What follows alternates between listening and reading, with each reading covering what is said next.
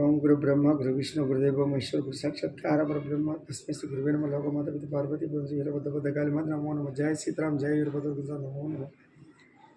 మన YSCP MLC తోట శ్రీమూర్తులు గారికి దాదాపు 28 ఏళ్ళ కేసు ఇది. ఆ కేసులోనే ఆయనకి 18 నెలల జైలు శిక్ష, 2.5 లక్షల ఫైన్. కానీ వెంటనే అందరి రోజులు దళితుల మీద జరిగిన దాడికి పనిష్మెంట్ ఇస్తే వెంటనే బెయిల్ తెచ్చుకొని మళ్ళీ పోటీ చేస్తున్నాడు. అంటే మనం అర్థం చేసుకోవాలా, ఒక కేసు ఉంటేనే ఒక ఉద్యోగం రాదంటే స్టూడెంట్కి, మళ్ళీ ఇటువంటి వ్యక్తులకి మనము అసెంబ్లీకి పంపిస్తే ఏ విధంగా ఉంటుందో మనం ఆలోచించాలా. రాజకీయ పార్టీలు కూడా ఆలోచించాలి. ఇటువంటి వాళ్ళని బహిష్కరించి చట్టంలో చాలా స్ట్రాంగ్ చేయాలా, లొసుగులు తీయాలా. మననే అంబేద్కర్ జయంతి జరిగింది, కానీ ఇటువంటి మనుషులకి ఈ రాజ్యాంగంలో పనిచేస్తుందే, వ్యక్తులకి డబ్బున్న వాళ్ళకి అధికారం ఉన్న వాళ్ళకి పనిచేస్తుందే. ఇప్పుడు జగన్ గారి విషయం తీసుకుందాం. 48,000 కోట్లు ఈడీ జప్తు చేసుకున్న ఆస్తులని జప్తు చూపించి అరెస్ట్ చేస్తే అది కుట్ర అంటారు. దాదాపు 10-12 ఎఫ్ఐఆర్లు నమోదు చేసి అవన్నీ కోర్టులో హాజరుపరిచి ఇప్పటి వరకు హాజరు కాలేదు. 10 ఏళ్ళ నుంచి బెయిల్ మీదే తిరుగుతున్నాడు.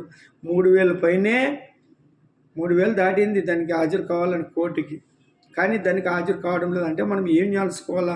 చట్టము అందరికీ సరిగ్గా పనిచేస్తుందే, రాజ్యాంగము. అదే మామూలుగా ఒక్కసారి హాజరు కాకుంటే బెయిల్ రద్దు చేసి అరెస్ట్ చేస్తారే. మళ్ళీ ఒక ముఖ్యమంత్రి అయితే ఏం పైన ఉంటాయనన్నా కొమ్ములు ఏమన్నా, ఆయన కూడా సాధారణ మనిషిలాగే చట్టాన్ని గౌరవించాల్సిందే. మనము ప్రమాణ స్వీకారం చేసేటప్పుడు రాజ్యాంగ విరుద్ధంగా చేయం, రాజ్యాంగబద్ధంగా అన్ని రకాలుగా చేస్తామని చెప్తే ఈ ఆడి విలువిస్తున్నారు. మనం అర్థం చేసుకోవాలా.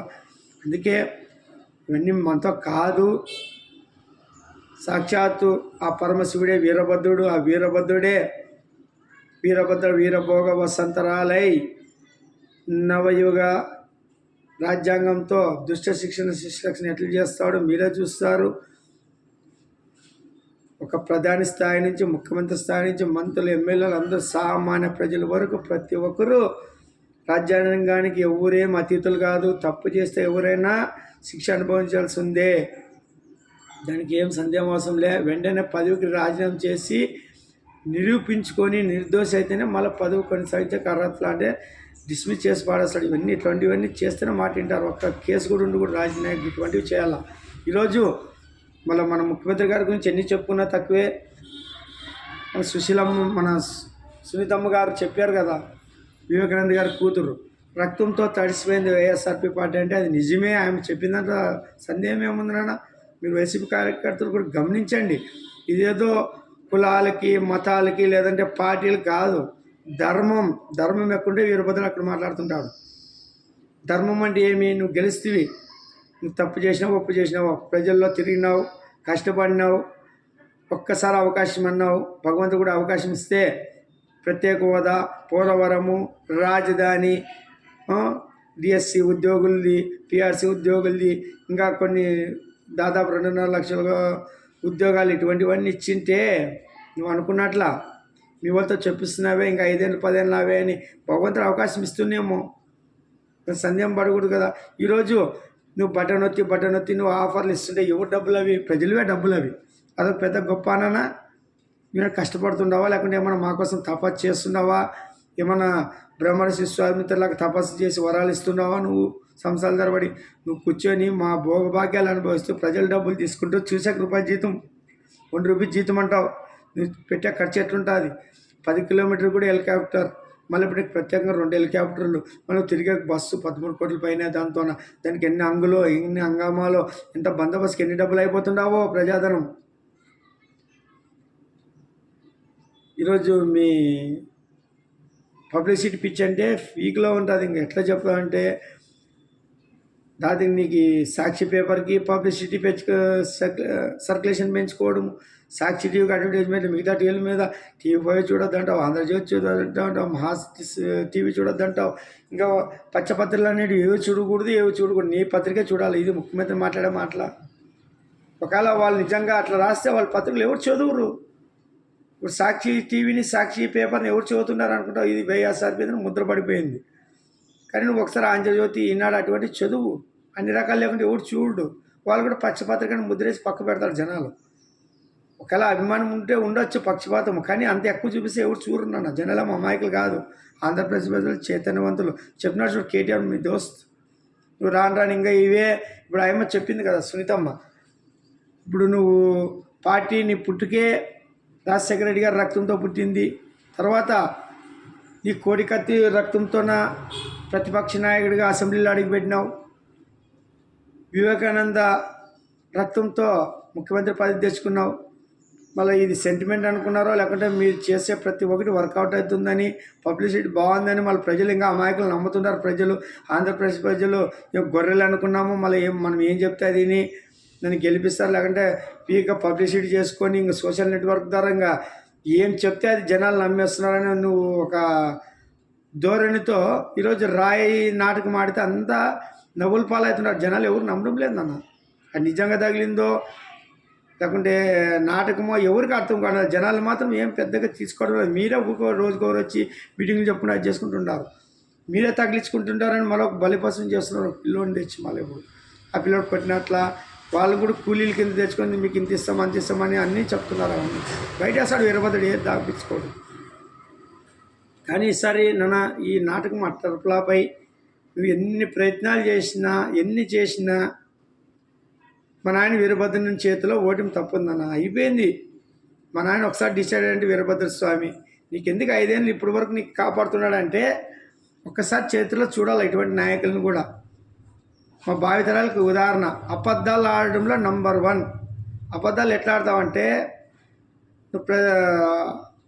చంద్రబాబు ముఖ్యమంత్రిగా ఉన్నప్పుడు ఆ ముఖ్యమంత్రిని హోదా తెచ్చలేకుండా ముఖ్యమంత్రి, రాజధాని కట్టలేకుండా ముఖ్యమంత్రి, ఇన్ని పెట్రోల్ ధరలు డీజిల్ ధరలు పెంచారు, ఇది ఒక ప్రభుత్వమా, ఈ ప్రభుత్వాన్ని నాశనం చేయండి, కూల్చండి, ఆ ముఖ్యమంత్రిని కాల్చండి, ఉర్రి తీయండి అంటవే. మళ్ళీ ఈరోజు నీకు రాయి ఎవరు కొట్టారో తెలియదు, మళ్ళీ మీరు కొట్టుకున్నారో తెలియదు. ఈరోజు మీ బిడ్డ మీద దాడి, మీ బిడ్డ మీద సంపాదన చూస్తున్నాడు చంద్రబాబు. ఎంత సిగ్గుచేటు నాన్న, నిజంగా సిగ్గుచేటు ఇది మనం చెప్పుకోవడం. మనం రాయలసీమలో పుట్టి పౌరుషాలకు మారిపోయారు మన రాయలసీమ. గెలిస్తే గెలుస్తాం, లేకుంటే లేదు. నాటకాలు ఎందుకు, దొంగ నాటకాలు ఎందుకు మనకి? ఈరోజు ధైర్యంగా పోరాడతాం, నిజాయితీ ఉంటే ప్రజలు గెలిపిస్తారు. ఎన్ని రోజులు మనము ఎదుటోళ్ళని, ఇప్పుడు మీ నాయన ఆయంలో చంద్రబాబు లాస్ట్కి అసెంబ్లీలో ఏమని తెలుసా, చంద్రబాబు అసెంబ్లీలో నువ్వు ఒక్కడే మిగులుతావు, నీ పార్టీలో ఎవరు మిగులరు, ఈ 20 ఏళ్ళు ఇంకా 5, 10, 15, 20, 25 ఏళ్ళు నావే అని తెచ్చాం మన రాజశేఖర రెడ్డి గారు. భగవంతుడు చూస్తుంటాడు, మనం ఎప్పుడూ ఇట్లా అనుకోకూడదు. అందరూ రావాలా, ఎవరు వచ్చింది వాళ్ళు వినియోగించుకొని వెలగల. మళ్ళీ ఇప్పుడు నువ్వు ఇదే ఆలోచనతో ఉండవు. నువ్వేమంటున్నావు ఇప్పుడు, ఈ 20 ఏళ్ళు నానే పాలించాలా, 30 ఏళ్ళు పాలించాలా, ఆశ ఉండొచ్చు, అత్యాశ ఉండకూడదు. ఆశపడు, డెవలప్ చేయి. నువ్వు పోలవరము, రాజధాని, ఇవి కొన్ని ఉద్యోగ అవకాశాలు నిరుద్యోగులకి ఇటువంటివన్నీ ఇచ్చింటే నువ్వు ఇది చేస్తుంటే, నువ్వు ఊక సంక్షేమం అంటే ఏమి? ప్రజలకు 10,000, 15,000 ఇస్తే వెళ్ళిపోతారా? ఆ డబ్బు కూడా మాదేనే. మళ్ళీ ఎన్ని లక్షల కోట్లు అప్పు చేసావు చెప్పడం లేదే. నాడు నేడని చూపిస్తావు, ఏం ఊకే పైన చిన్న కట్టడాలు చిన్నవి ఊక ప్లాస్టర్ చేసి పెయింట్లు వేసి అయిపోయి వెళ్ళిపోతామా? ఇంగ్లీష్ మీడియం చేసి వెళ్ళిపోతామా? తెలుగు భాషను నాశనం చేసి వెళ్ళిపోతామా? రోడ్డు రాజధాని లేకుండా వెళ్ళిపోతామా? రాజధాని ఫస్ట్ మనకు వెన్నెముక్క. అరే తెలంగాణ ఏమని తెలుసా కేసీఆర్ గారు, సరే నీకు తెలంగాణ ఇస్తాం, హైదరాబాద్ లేని తెలంగాణ ఇస్తామంటే వద్దు, మాకు మొండెం లేకుండా తెలంగాణ మాకు అవసరం లేదు, హైదరాబాద్ ఉంటే కావాలా తెలంగాణ అన్నప్పుడు మళ్ళీ మొండెం మనకు యాడుంది? ఉత్త శరీరంతోనే ఇప్పుడు రాజధానిని మనము రాజ్యం చేస్తున్నాం. మొండెం లేని రాజధాని. ఇప్పుడు ఆ మొండ్యాన్ని ఏర్పాటు చేసి ఆ మొండ్యాన్ని నువ్వు ఊపిరి పోయకుండా తొక్కి పాడేస్తున్నావు. ఒక ఇటుకు కూడా కట్టకుండా. ఒకప్పుడు మాట ఇచ్చినావు రైతులకి, అమరావతి రైతులకి, 30,000 ఎకరాలు కాదు 35,000 ఎకరాలు ఇంకా బాగుంటుంది, నేను వస్తే తాడేపల్లిగూడెంలో ఇల్లు కట్టుకుని చూడండి, అమరావతి రాజధాని నేను డెవలప్ చేసి వాళ్ళు వాళ్ళు సంతోషపరుస్తానని చెప్తే వాళ్ళు నమ్మి అందరూ నమ్మినారు. ఒక అవకాశం అంటే పిల్లలకి అవకాశం ఇచ్చినారు. కానీ శివుడాజ్ఞ లేదు, ఏది జరుగుతుంది కదా. శివుడు కూడా వరం ఉంటుంది నీకు, రాజయోగం ఉంది. ఒకసారి అవకాశం ఇచ్చినాడు, నీ తప్పులు నువ్వే చేస్తున్నావు. అబద్ధాల్లో నంబర్ 1 ఎవరంటే ఇప్పుడు జగన్ గారే చూపిస్తారు. ఎందుకంటే వివేకానందని చంపింది చంద్రబాబు అంటివి, బీటెక్ రవి ఎంట్రీ, ఇంకా ఆదినారాయణ రెడ్డి ఎంట్రీ, గుండెపోటు ఎంట్రీ ఫస్ట్ వచ్చి మీటింగ్లో, తర్వాత అత్తి ఎంట్రీ, వాళ్ళు చంపారు వీళ్ళు చంపారు ఎంట్రీ, తర్వాత సిబిఐ విచారణ కావాలంటివి, మళ్ళీ వచ్చేదానికల్లా అధికారంలోకి వచ్చేదానికల్లా వద్దంటివి, మళ్ళీ చెల్లికి కాంప్రమైజ్గా అని చెప్తివి, ఆ, ఆయన మీద ఎందుకు ఈ అవినాష్ రెడ్డి మీద ఆయన మళ్ళీ ఒకవేళ కేసు వేసినా బీజేపీలోకి పోతే అది ఏం కాదు, ఏం చేయలేం మనం అని చెప్తివి. ఎన్ని రకాలుగా భయపెట్టి చేసిన వీరభద్రుడు. నీ తెలంగాణలో నీ దోస్త్ కేసీఆర్ ఉన్నా దాని కేసుని ఎంతవరకు చేసుకున్నా మన ఆయన వచ్చి వీరభద్రుడు ఎట్లా మార్పిచ్చా, దాన్ని ఎట్లా లేపే ప్రాణం పోసే. ఈరోజు అందరికీ తెలిసిపోయా. నువ్వు భౌతికంగా మీకు ఎవరు తెలియదు అనుకుంటున్నారు, మానసికంగా అందరు ప్రజలందరికీ, ఆంధ్రప్రదేశ్ ప్రజలకు అందరికీ అర్థమైపోయి 5 కోట్ల మందికి వివేకానందని చంపింది ఎవరు. ఒకవేళ నీ పార్టీ వాళ్ళకి కూడా తెలుసు కానీ బయట చెప్పురు. మీ కార్యకర్తలకు కూడా తెలుసు, ఎందుకంటే మీరు కడుపులో పెట్టుకుంటారు నేను. ఎందుకంటే ప్రేమ నీ మీద. నాయకుడు ఏం చేసినా కడుపులో పెట్టుకుంటారు, అది ప్రేమ అనమాట. ఎందుకంటే ధర్మాలు అవసరం లేదు మనకి. ఆయన ఎన్ని తప్పులు చేసినా మా నాయకుడే. దేవుడు అదే కానీ రాముని తిడితే ఏమనరు, కృష్ణుని తిడితే ఏమనరు, విగ్రహాలను నెలకొల్స్తే ఏమనరు, రథాలు కాల్స్తే ఏమనరు. అదే మన ప్రేమ. దేవుని కంటే మనుషుల మీద ఎక్కువ ప్రేమ. ఎందుకంటే మనమే అదే శరీరాలతో వచ్చినాం. కర్మలు చేయించుకొని రానాయన అంటే దేవుళ్ళు కూడి ఏం చేయాలంటే నాయకులు కూడి ఏం చేస్తారు. ఒకసారి ప్రశ్నించాలా, తిరుపతిలో ఏం సార్ ఇట్లా అదే మాకు మర్యాద పోతుంది హిందువులు మేము, మీరు ఇట్లా చేయకూడదని ఒక్కసారైనా జగన్ ప్రశ్నించినారా? నువ్వు గుళ్ళు ఎన్నో కుప్పకూల్చేవాడు ప్రశ్నించినారా? ఆ కొడాలని ప్రశ్నించినారా? రథమే కదా చక్రరథం కాలిపోతే పోయినా ₹1 పెట్టి చేపిస్తాడు, ఇవాళ అబ్బసొమ్ము చేపిస్తాడా? తిరుపతిలో డిక్లరేషన్ మీద ఎందుకు సంతకం పెట్టాలి, ఎవడబ్బసొమ్ము అంట తిరుపతి. ఇటువంటి ప్రశ్నించే వాళ్ళని ఎంత పిచ్చికలు ఇవి. ఈ పిచ్చికలు మాట్లాడతారు సాంప్రదాయాల గురించి. అయినా మీరు ఒకటి బాగా తెలుసుకోండి, ఇక్కడ అంతా ప్రజలు వెంకటేశ్వరం కొట్టాక రాలే. ఆయన అట్లా కొట్టి తిట్టేటట్లుంటే ఇట్లా మాట్లాడరు ఎవరు. తిరుపతిలో ఇన్ని అపచారాలు జరుగు. కొట్టేకి వచ్చింది వీరభద్రుడు. ఒకసారి వీరభద్రుడు కుందన స్వామితో మాట్లాడండి, శీలిస్తాడు అట్లే. ఒకసారి చూడండి, ఆయనది ఒకసారి తోడుకొని చూడండి. అందుకే కరెక్ట్ మొగుడు ఈ కలియుగానికి, మనందరికి కరెక్ట్ మొగుడు ఎవరు? వీరభద్రుడు స్వామి. అందుకే దింపినారు, కరోనాతో మొదలుపెట్టినాడు. ఇప్పుడు కర్మ సిద్ధాంతంతో అన్ని దుష్ట శిక్షణ శిక్షణ చేస్తున్నాడు. మీరు ఏమిస్తే తిరిగిస్తాడు. ధర్మం పట్టుకుంటావా ధర్మాన్ని వెలిగిస్తాడు, అధర్మాన్ని పట్టుకుంటే నాశనం చేస్తాడు. మంచి ఇస్తావా మంచి, చెడిస్తే నీకే తిప్పి కొడతాడు. నువ్వు ఏది ఇస్తే అది నీకే తిరిగిస్తున్నాడు మన ఆయన. ఇదే కర్మ సిద్ధాంతం పవర్. ముందుకు అర్థమవుతుంది. ఇంకా మీ మోడీలతోనో ఈ వీళ్ళతో నాయకులతో చేస్తే రాజ్యం కానీ రాష్ట్రాలు బాగుపడవు. ఇంకా మన ఆయన దిగటం ఆసానమైంది. ప్రపంచ దేశాలు కానీ ఒకరికొకరు ఇసుకించుకుంటూ యుద్ధాలు చేసుకుంటూ కూర్చుంటే ప్రజలు ఇంకా నాశనం అయిపోతారు, అమాయకులు బలవుతారు. ఈరోజు మనం రష్యా ఉక్రెయిన్ యుద్ధం చూస్తున్నాం. ఏమన్నా వాళ్ళు సుఖపడిందంతా ప్రజలు నాశనం అయిపోయినారు, లక్షల్లో చనిపోయినారు. ఈరోజు పాలిస్తీనా హమాస్ ఉగ్రవాదాలు చూస్తున్నాం, ఇజ్రాయెల్ది వాళ్ళు చూస్తున్నాం, ఏమైనా సుఖపడినారు. ఇప్పుడు మళ్ళీ ఇరాన్ కాలు దవుతుంది. ఎక్కడ పోతుంది మనమంతా? ఈరోజు భారతదేశానికి బుద్ధి చెప్పకొస్తారు అందరు. ఫస్ట్ వాళ్ళకి పోయి చెప్పండి నాయన, ఈ చైనాకి వీళ్ళకి పాకిస్తాన్కి పోయి చెప్పండి. మన ఉండే దేశంలో మనకోటే మనకు భావ ప్రకటన స్వేచ్ఛ ఉందని మనకు చెప్పేది కాదు. ఫస్ట్ ఆడ పోయి చెప్పండి, ఆడిపోతే అర్థమవుతుంది. అబద్ధాలు చెప్పే ముఖ్యమంత్రి ప్రత్యేకందుకు లేదు, యువత తేలేదని ప్రశ్నించండి. 25 ఎంపీ సీట్లు అంటే 30 సీట్లు రాజ్యసభతో కలిపి ఇస్తే నీ సంతకం లేకుంటే బిల్లు కూడా శాంక్షన్ కాదు. అటువంటి పవర్ ఇస్తే నువ్వు ఎందుకు దానికి డిమాండ్ పెట్టి పోలవరం రాజధాని ఎందుకు కట్టలేదు దానికి అడగండి. నీ కేసు వివేకానంద కేసు ఎందుకు నువ్వు తెలియలేకపోయావు అదే అడగండి. ఉద్యోగ క్యాలెండర్ ఎందుకు లేదు అడగండి. మద్యపాన నిషేధం ఎందుకు లేదు అడగండి. ₹60 బాటిల్ 200 ఎందుకు చేసినారు అడగండి. డిజిటల్ మనీ లేకుండా లిక్కర్ది వ్యాపారం ఎట్లా చేస్తారు అడగండి. మీరు సొంతం బినామీలకు ఎందుకు లిక్కర్ స్కామ్ది తయారు చేసేది ఇచ్చినారు. డిక్షనరీది ఎందుకు ఇచ్చినారు అడగండి. ఎందుకు ఎంతమంది తాగి లివర్లో ఆరోగ్యాలు చెడిపోయి ఎంతమంది ఎందుకు అనారోగ్యం పాలాడు చెప్పండి. ఇవ్వడకంటారా నాయనా. రేట్లు ఎందుకు పెరుగుతున్నావు, విద్యుత్ ఛార్జీలు ఎందుకు ఇన్నిసార్లు పెంచినావు, బస్ ఛార్జీలు ఎందుకు పెంచినావు, సిద్ధం సభలు కోట్లు ఎందుకు ఖర్చు పెడుతున్నావు, బ్యానర్లకు ఎందుకు పెడుతున్నావు, పెయింటింగ్ ఎందుకు పెడుతున్నావు,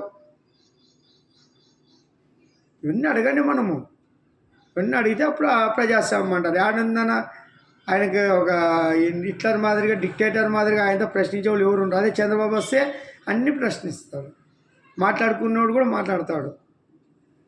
అట్లుంటుంది అన్నమాట. అంతే ప్రజాస్వామ్యాన్ని గౌరవిస్తే ఇట్లుంటుంది. కానీ ధర్మాందే జయం ఉంటుందన్న.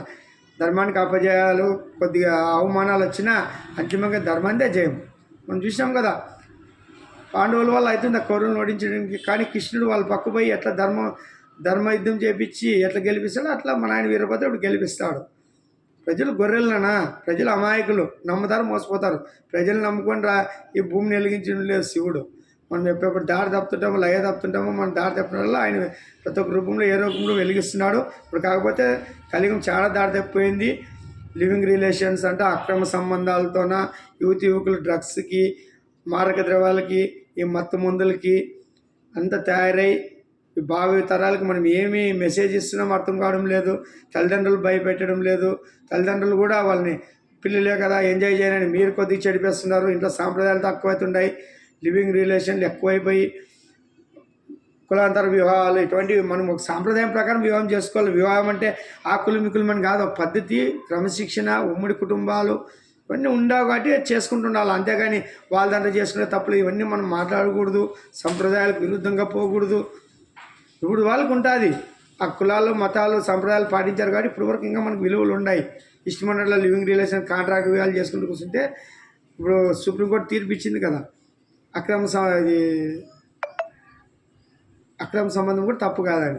ఇప్పుడు భర్తకు తెలిసి నీతో నాకు ఇష్టం లేదు ఇడిపోదామంటే కూడా నువ్వు ఆస్తుల భాగమే అంటుంది భార్య. అటువంటి పవర్స్ ఉండకూడదు కదా. తప్పు చేస్తే ఆయన ఇంకా నచ్చలేకుంటే భర్త నచ్చలేకుంటే వరుసంగా విడాకులు కానీ సామరస్యంగా పోయి ఇంకా జీవితం ఆయన స్వతంత్రంగా చూసుకోవచ్చు. అంతేగాని భర్త దగ్గర డబ్బును ఆశించి భర్త దగ్గర ఆస్తులను ఆశించి అట్లా చేయకూడదు కదా. అది ఏమిటి కింద వస్తుంది? అటువంటివి రాకూడదు, వ్యభిచారం కింద వస్తుంది. ఇట్లా అంటే ఇటువంటి స్వేచ్ఛ కాదు మనకు కావాల్సింది. ఒకవేళ నచ్చలేదు, ఆయన నీకు మనోభావాలు నచ్చలేదు, ఆయన వ్యక్తిగతంగా ఆయన నుంచి నీకు ఏది అన్ని ఇబ్బందులు ఉండవు కాబట్టి నువ్వు వ్యక్తిగత స్వేచ్ఛగా నువ్వు మనసంగా విడాకులు తీసుకొని నువ్వేమి నీకు నచ్చిన వ్యక్తితో నువ్వు పెళ్లి చేసుకోవచ్చు. ఈ విధంగా ఉంటుంది. కానీ బెదిరించి ఆస్తిలో భాగం తీసుకొని ఇంట్లో ఉంటానని బ్లాక్మెయిల్ చేసేది ఉండకూడదు. ఇవన్నీ రాజ్యాంగంలో సవరణలు ఉండాలి.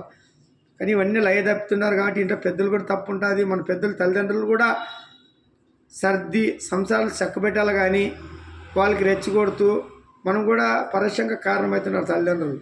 నా బిడ్డకి ఇట్లా పని చేయదు అట్లా పని కష్టం చేయాల్సిందే. ఎవరైనా కష్టం చేసినా ఆరోగ్యం ఉంటుంది. ఆ పరమాత్ముడు శివుడు పెట్టింది ఇది. ఇప్పుడు అందరూ అంబానీలు కాదు, అందరూ సినిమా హీరోలు సెలబ్రిటీ కాలేదు. చిన్న తరగతి నుంచి పెద్ద తరగతి వరకు అన్ని రకాల జాతులు, కులాలు, మతాలు, మనుషుల జీవితాలు, కొంతమంది దుర్భరంగా, కొంతమంది అదృష్టంగా, కొంతమంది దరిద్రంగా రకరకాలుగా ఉంటాయి. ఇవన్నీ పూర్వజన సుకృతం వల్ల వచ్చింటాయి. దాన్ని ఎవరు కాదనిలేరు. కానీ మనం ధర్మంతోన న్యాయంతో నిజాయితీతోన జయించుకుంటే నువ్వు వెలగాల. మనిషి జన్మ ఎత్తినందుకు వెలిగి చూపించిన వాళ్ళు ఎంతమంది లేరు, ఎంతమంది ఆదర్శంగా లేరు మనకు సెలబ్రిటీలు. ఏం పుడితేనే అందరూ కోటీశ్వర్లు కాలే, పుడితేనే ఏం కోటీశ్వర్లు కలిపి పుట్టలే. కొంతమంది కోటీశ్వర్లు పుట్టినా బీకాలైన వాళ్ళు ఎంతమంది లేరు. ఇప్పుడు విజయమాల ఐపీ పెట్టి పోయాడా లేదా, దుర్మార్గుడు. ఇట్లా వాళ్ళందరికీ బ్యాంకులు లోన్లు ఇస్తాయి.